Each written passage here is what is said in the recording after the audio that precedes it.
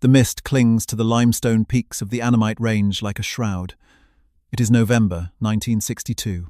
We are deep within the sovereign territory of Laos, a country officially declared neutral by the Geneva Accords just months prior. But in the suffocating humidity of the jungle floor, neutrality is a fiction. High on a jagged ridge overlooking the plain of Jars, a small reconnaissance unit of the Pathet Lao, accompanied by a Soviet technical advisor, crouches in the mud. They are watching a mountain peak that should be uninhabitable. According to their maps, there are no roads leading to this summit. There are no rivers capable of carrying heavy barges. The terrain is a nightmare of vertical cast towers and dense, triple-canopy jungle. It is a place where an army should starve in a week. And yet, through his binoculars, the Soviet advisor sees something that defies the logistics of modern warfare. He sees a city in the clouds. Smoke rises from cooking fires. He counts not dozens, but hundreds of Hmong guerrillas moving with purpose. They are carrying brand new M1 carbines. They are wearing boots. They are well fed. In the center of this impossible outpost, cut violently into the side of the mountain, is a strip of dirt. It is perhaps 200 meters long, angled steeply uphill, ending abruptly at a sheer cliff face. It is not an airstrip. It is a suicide run. No fixed-wing aircraft in the Soviet inventory could land there. A helicopter perhaps, but the altitude and the unpredictable updrafts make rotary operations treacherous and low capacity. Then the sound comes. It is a low drone, distinct from the scream of a jet engine or the chop of a rotor. It is the sound of a single piston engine straining against the thin mountain air. The advisor scans the grey sky. Out of the cloud bank, a silver shape materializes. It is not a bomber. It is not a fighter jet. It looks, absurdly, like a civilian utility plane, a pilotless porter. The aircraft drops from the sky with a violence that makes the advisor flinch. It does not glide, it falls, aiming directly for the cliff face.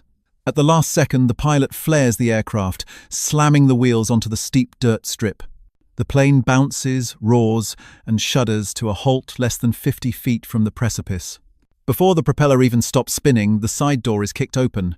Men in jeans and sunglasses jump out. They are not wearing military uniforms. They look like mechanics or tourists who took a wrong turn into hell. They begin unloading crates, ammunition, rice, medical supplies with practiced efficiency. Within 10 minutes, the plane spins around on the precarious ledge, revs its engine to a scream, and throws itself off the cliff, catching the air and vanishing back into the clouds. The Soviet advisor lowers his binoculars. He is a man trained in the doctrine of heavy armor and supply lines, of railheads and truck convoys. What he has just witnessed is a logistical impossibility. There is no army on earth that operates this way. He writes in his logbook, his hand damp with sweat.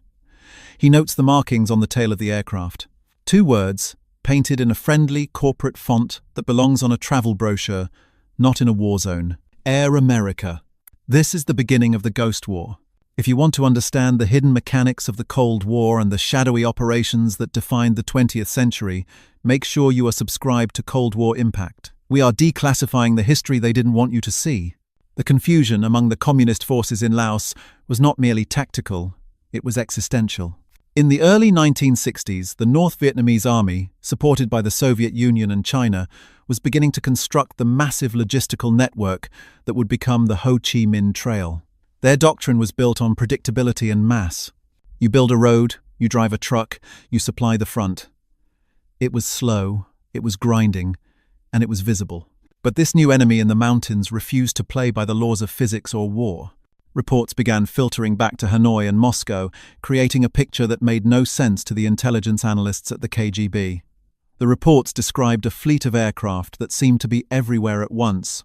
One day, a heavy C-123 transport plane would be spotted dropping pallets of livestock, live pigs and chickens into a village completely surrounded by Pathet Lao forces.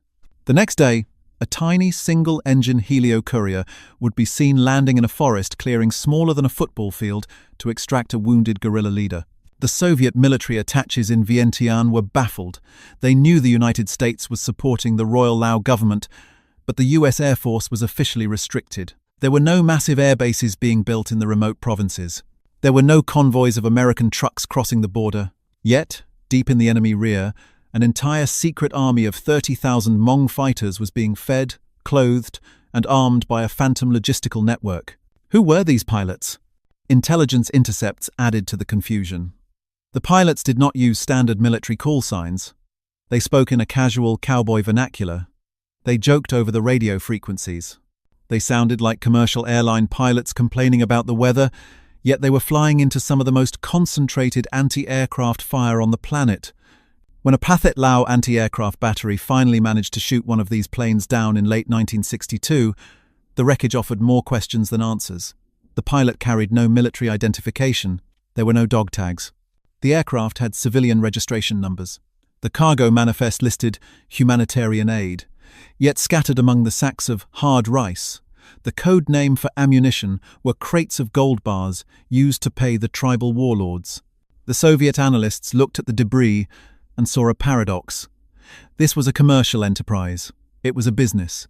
But it was a business that possessed the logistical power of a nation-state and the secrecy of a spy ring. The stakes for the Soviet Union and their North Vietnamese allies were rapidly escalating. The Steel Tiger, the communist supply line moving south, was being bled dry by these ghosts. Every time the North Vietnamese army tried to secure a sector in the Plain of Jars, they would find themselves ambushed by guerrillas who had been resupplied from the sky just hours before. The enemy was fluid. They did not need roads. They did not need bridges.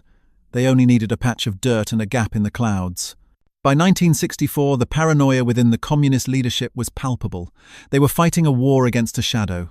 They began to suspect that the Americans had developed a new class of aircraft or a new doctrine of vertical envelopment that rendered traditional siege warfare obsolete. The Soviet advisors on the ground urged their commanders to find the source. Where were these planes coming from? How could a civilian airline, if that is what it truly was, sustain such a high operational tempo in monsoon conditions that grounded the Soviet-made Ilyushin transports? In the halls of the Kremlin, the question was asked with growing frustration. How is a private company defeating the logistical might of the People's Army? The answer, they feared, was a new American superweapon. But it wasn't a weapon of steel and gunpowder. It was a weapon of organization. A shell game played with shell companies, hiding the largest covert operation in the history of the Central Intelligence Agency. But to the men on the ground, looking up at the silver wings buzzing through the mist, it was simply magic. And it was terrifying. The Phantom Airline was changing the geometry of the war, and the Soviets had no idea how to shoot down a ghost. The rainy season of 1964 transformed the capital city of Vientiane into a steam bath of intrigue. To the casual observer, the city was a sleepy colonial outpost, fading into the muddy banks of the Mekong River. But inside the Soviet embassy, a squat, fortress-like compound, the air conditioning units rattled day and night, struggling to cool the feverish work of the GRU Soviet military intelligence. They were not hunting for nuclear codes or ballistic missile sites. They were hunting for a corporation. The investigation began with a ledger. A Soviet intelligence officer, tasked with monitoring commercial air traffic in Southeast Asia, had noticed a statistical anomaly that was impossible to ignore. According to official flight logs filed with the Laotian Civil Aviation Authority, a company calling itself Air America was operating a modest fleet of charter planes for humanitarian aid. Their stated mission was carrying rice and salt to remote villages. But the officer's surveillance photographs told a different story. He spread the glossy black and white prints across his desk. They showed the apron of Huatay Airport. In the foreground stood the legitimate commercial airliners, Royal Air Lao, Air France, Aeroflot. But parked in the civilian hangars were aircraft that had been modified in ways that violated every safety protocol in the Soviet handbook. There were C-46 Commandos, World War II-era relics, fitted with extra fuel tanks that should have made them too heavy to take off. There were helicopters painted in dark, non-reflective blues and greys, devoid of the bright markings required for civilian safety. And then there were the men. The zoom lens had captured them lounging by the hangars. They wore gold bracelets, Rolex watches, and Hawaiian shirts unbuttoned to the sternum. They drank beer at 10 in the morning. They did not salute. They did not march. The Soviet officer noted in his report that this airline possessed more aircraft than the Royal Laotian Air Force. In fact, if the estimates were correct, this private company had the largest air fleet in Southeast Asia. The Kremlin demanded to know the chain of command. In the Soviet military doctrine, an air wing of this size required a general, a headquarters, a political commissar, and a rigid hierarchy. They ordered their agents in Vientiane to find the general in charge of Air America. They found nothing. Instead of a military headquarters, the trail led to a labyrinth of shell companies. When KGB agents tried to trace the ownership of the aircraft tails, they were led into a hall of mirrors. One plane was registered to a Pacific Engineering Company in Delaware. Another belonged to a CAT Incorporated in Taiwan. A third was leased from a holding company in Liechtenstein. It was a capitalist shell game designed to induce vertigo. The Soviets were baffled. They were attempting to fight a war against a phantom entity that existed only on paper, yet dropped tons of ordnance on their allies in the jungle. The investigation moved from the paperwork to the field, and here, the confusion turned into dread. North Vietnamese interrogators began questioning captured Hmong guerrillas. They asked about the American military officers directing the airstrikes. The prisoners, often teenagers, looked confused. They spoke not of soldiers, but of the sky people. They described pilots who landed in weather that grounded birds. They spoke of a store in the sky that brought them whatever they asked for: rifles, radios, silver bars, and even live ducks. One interrogation report, forwarded to Moscow in late 1965, described an event that the Soviet analysts dismissed as a hallucination. A captured guerrilla claimed that a massive C-123 transport plane had landed on a dirt strip so short that the pilot had to use reverse rockets to stop. The analysts noted that while JATO jet-assisted takeoff was a known technology, the concept of using rockets to stop a heavy transport on a mountain peak was suicidal madness. No pilot would attempt it. It was physically impossible. They were wrong. The Soviets were analyzing the situation through the lens of pilot safety and regulation. They did not understand that the men flying for Air America had discarded the rulebook years ago. As the months dragged on, the Air America phenomenon became a bogeyman within the communist ranks. The NVA soldiers moving down the Ho Chi Minh Trail learned to fear the sound of a slow-moving piston engine more than the scream of a jet. A jet was fast. It dropped its bombs and left. But the Air America porters and helio couriers, the butterflies, as the locals called them, would loiter. They would circle for hours, watching, marking, and calling in destruction. The Soviet advisors on the ground felt a growing sense of impotence. They brought in heavy anti-aircraft artillery, 37mm and 57mm guns. These were weapons designed to shred formations of bombers. But the Air America pilots flew so low, hugging the limestone karsts, that the radar couldn't lock onto them. They flew through the valleys, not over them. A report from a Soviet radar operator stationed near the Plain of Jars captures the frustration perfectly. "The target appears and disappears within seconds," he wrote. "They fly below the tree line. We track them, and then they vanish into the side of the mountain." They weren't vanishing. They were landing on the secret Lima sites, the hundreds of rough dirt strips the CIA had carved into the ridges. To the Soviets, these strips were invisible. Their maps showed only jagged peaks. They couldn't conceive that the Americans had turned the mountains themselves into aircraft carriers. The investigation led the Soviets to a series of wrong conclusions that would prove fatal to their strategy. First, they concluded that this was a massive, top-secret US Air Force operation using a new type of stealth doctrine. They assumed the drunk civilians at the airport were deep-cover operatives, the best of the best, highly disciplined actors playing a role. They couldn't accept the truth, that these men really were mercenaries, misfits, and adrenaline junkies who flew for money and the thrill of the game. Second, they believed the aircraft possessed advanced electronic countermeasures. How else could a slow, single-engine plane survive in the most heavily defended airspace in the world? The Soviets wasted millions of rubles upgrading their radar systems, searching for electronic jamming signals that didn't exist. The jamming was simply the pilot's insane courage to fly 10 feet off the deck in a monsoon. By 1966, the legend of the ghost airline had paralyzed the decision-making process of the Pathet Lao. They began to see the enemy everywhere. Every civilian plane was a bomber. Every clearing in the jungle was a potential invasion point. The KGB resident in Vientiane sent a final, desperate cable to Moscow summarizing the situation. "We are fighting a hydra," he wrote. "We shoot one down and the next day 2 more appear, painted in different colors, registered to a different company. They do not fight like soldiers. They fight like smugglers. And they are everywhere." The Soviets had spent years looking for a military solution to a logistical problem. They were looking for a head to cut off, but Air America had no head. It was a sprawling, chaotic, self-correcting organism. And while the Soviets chased paper trails and radar ghosts, the Americans were about to introduce a new asset to the game. Something that would take the concept of impossible and elevate it to a technological art form. The investigation was over. The Soviets realized they weren't dealing with a rogue airline. They were dealing with a limitless budget and a total lack of oversight. The mystery of who they were was fading, replaced by the terrifying question of what they would do next. The answer lay in a secret facility halfway across the world, where American engineers were building a machine that would turn the vertical mountains of Laos into a highway. While the Soviets hunted for ghosts in the mist-shrouded peaks of Laos, chasing radar phantoms and interrogating confused villagers, the source of their misery was being managed from a mundane office building halfway across the world. The address was 1724 F Street, Northwest Washington, D.C. To the casual pedestrian, it was just another grey limestone facade in a city of bureaucrats.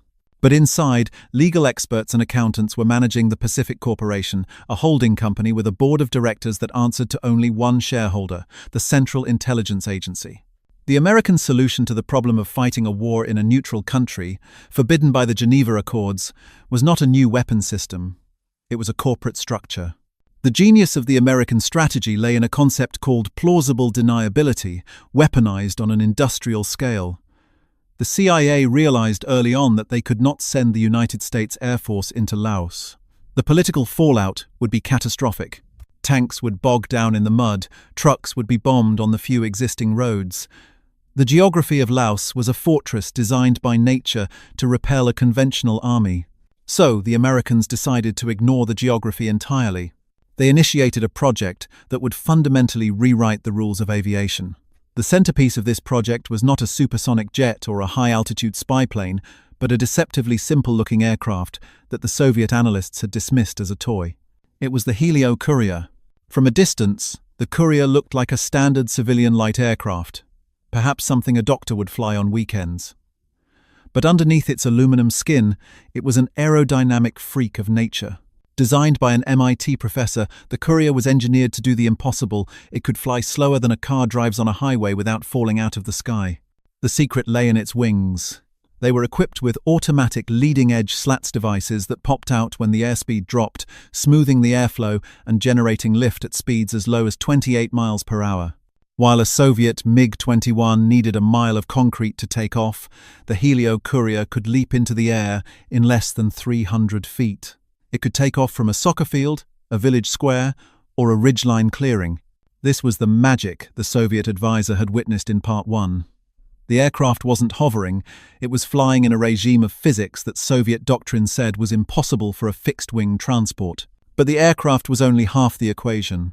The American ingenuity truly shone in the infrastructure they built to support it.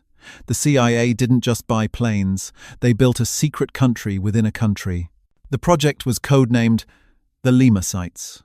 Recognizing that there were no airports in the jungle, the CIA's paramilitary officers, led by the legendary Tony Poe and working with the Hmong leader General Vang Pao, began a massive engineering program using nothing but hand tools and explosives.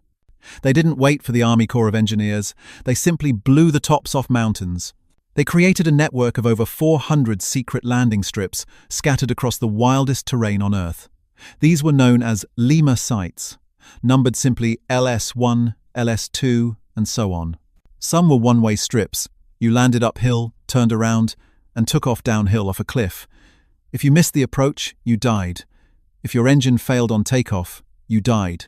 This network turned the entire country of Laos into a dispersed aircraft carrier. The Soviet strategy of cutting supply lines became irrelevant because there were no supply lines.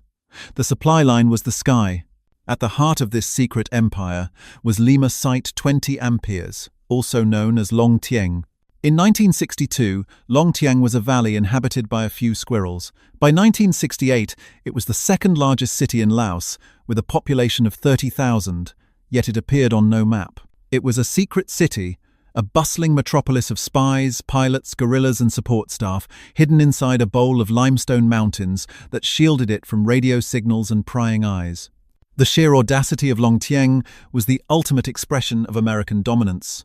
While the Soviet economy struggled to produce basic consumer goods, the CIA had airlifted bulldozers, generators, radar systems, and an entire frozen food section into a valley accessible only by air. They built a paved runway, a hospital, and a bar, the infamous Purple Porpoise, where pilots debriefed over cold beer after dodging anti-aircraft fire. The pilots themselves were the final piece of the puzzle. The CIA recruiters didn't look for soldiers who followed orders. They looked for aviators who could think in 3 dimensions.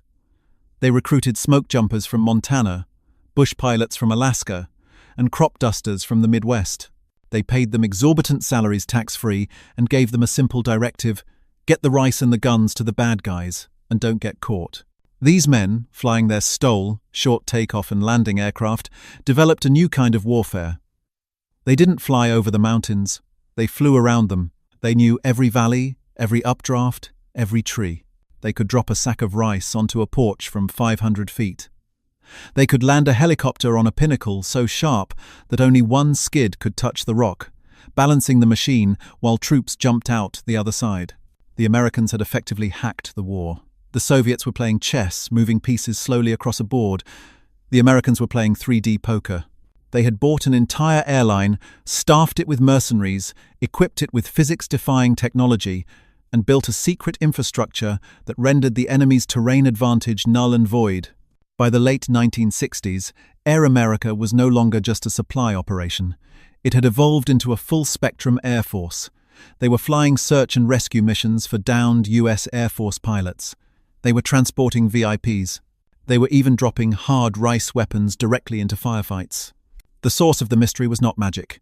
It was money, engineering, and a complete disregard for the conventional rules of engagement.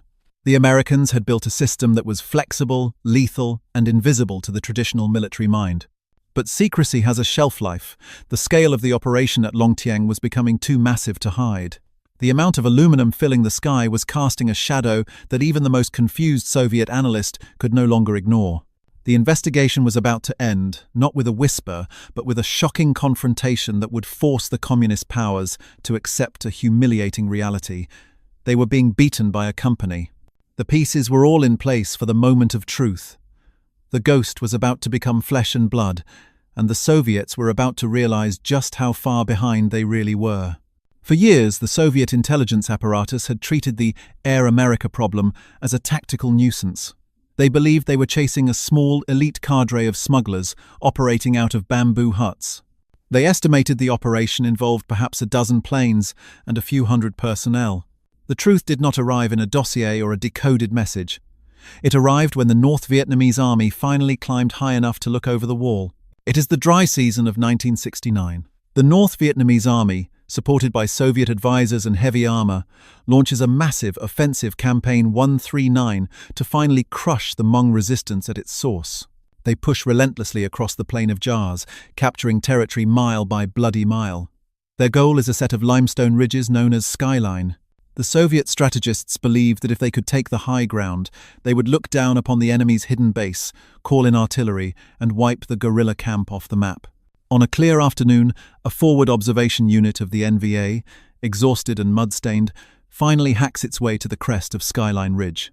They set up their optics, preparing to coordinate fire on what they expect to be a primitive village. The commander looks through his binoculars into the valley below. He freezes. He does not see a camp. He sees a sprawling, electrified metropolis glowing in the twilight. Below him lies Longtieng. It is a sight that defies every assumption of the war. He sees a paved runway stretching across the valley floor. He sees rows of warehouses, barracks, a radio station, and a bank. He sees jeeps driving on graded roads. He sees electric streetlights. And most shockingly, he sees the air traffic. It is a swarm. The observer watches in disbelief as planes land and take off with a frequency that seems mechanically impossible. A T-28 Trojan fighter bomber roars into the sky every 30 seconds.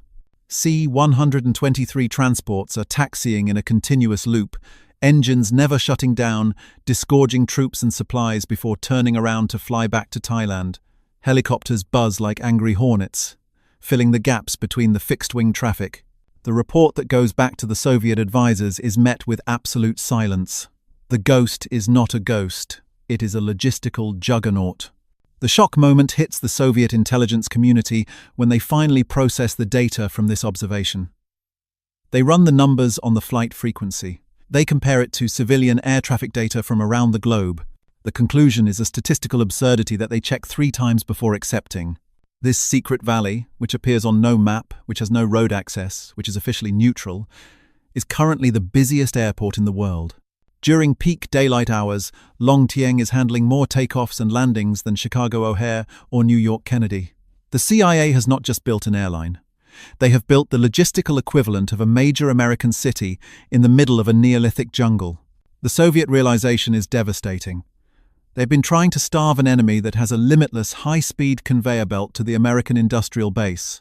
The Hmong fighters aren't rationing bullets, they are drowning in them. The response from the communist forces is furious and desperate. They realize they cannot outfly this airline.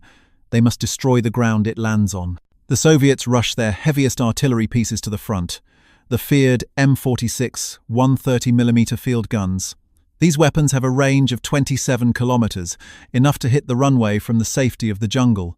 They begin a relentless bombardment. Shells rain down on the valley floor. The runway is cratered. The warehouses burn. The Soviet doctrine states that under heavy artillery barrage, air operations must cease. No pilot can land on a runway that is exploding.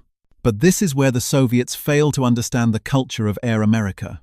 Instead of retreating, the Air America pilots adapt with a terrifying nonchalance. They begin flying the corkscrew approach. Arriving high over the valley above the trajectory of the artillery shells, they cut their engines and drop the aircraft into a spiraling freefall, twisting tightly inside the bowl of the mountains to stay within the radar shadow. They pull out of the dive feet above the runway, touch down, offload while rolling, and take off again before the next salvo of shells can bracket their position. The Soviet advisors watch through their scopes as a C-123 lands between artillery impacts. It is a display of airmanship that borders on the suicidal. The pilots treat the shelling not as a military interdiction, but as bad weather, just another hazard to be navigated. The futile response becomes clear. The NVA throws waves of infantry, tanks, and artillery at the valley. They eventually force evacuations. They eventually threaten the perimeter, but they never stop the flow. Even as the enemy breaches the outer defenses, the silver planes keep coming, extracting refugees, dropping ammo, and evacuating the wounded. The Soviets had hoped to reveal the American weakness, their reliance on technology. Instead, the confrontation revealed a terrifying American strength, the ability to maintain a complex, high-tech supply chain in the middle of chaos. The capitalist shell game was harder than steel. The mystery was solved. The Soviets knew what it was, they knew where it was, and they knew how it worked. But looking down at that valley, watching a beat-up cargo plane defy a barrage of Soviet steel, they realized something profound. You can shell a runway, but you cannot shell a philosophy. The airline was never just about planes. It was about the relentless, overwhelming application of resources. And as the war drew to its bitter close, the legacy of this impossible airline would be measured not in the battles it won, but in the sheer, staggering statistics of its existence. The end of the mystery did not bring peace. It brought a frantic, heartbreaking crescendo. By the spring of 1975, the geopolitical tides had turned irreversibly. The Americans were leaving Southeast Asia. The funding for the ghost airline was cut. The impossible city in the clouds, Longtieng, was about to be swallowed by the jungle from which it had been carved. The final days of Air America were a microcosm of the entire operation, chaotic, heroic, and tragic. As the North Vietnamese army finally breached the perimeter defenses of the valley, the pilots flew their last sorties.